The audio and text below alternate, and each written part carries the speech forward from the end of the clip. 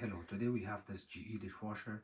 The customer's complaint is that one side hinge has came off and they cannot close it properly. So today I will show you how to reinstall the hinge back in without pulling the dishwasher out. It's a GE dishwasher and I'm going to show you the model and serial number first. This is the model and serial number. That's GDT 530PSD2SS. Front of all of you. As you can see the way the door looks here.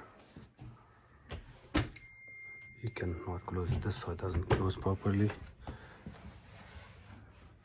The way it looks here.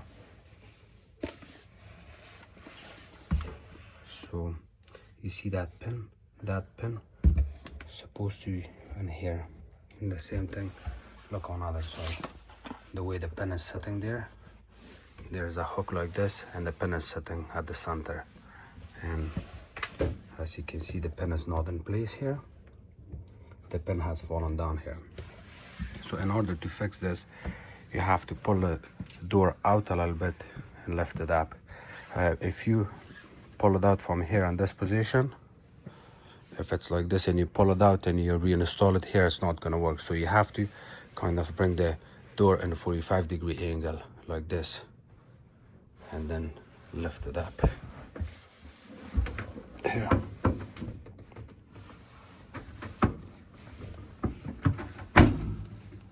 See that? So this is the way it's supposed to look. Now I'll close the door.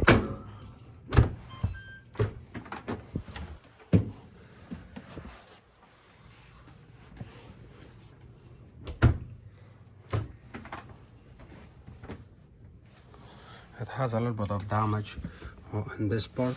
You can always use a channel lock or a plier to pinch it in a little bit this way.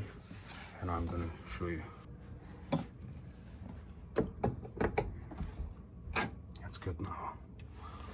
Look at this one, the original one. Looks good.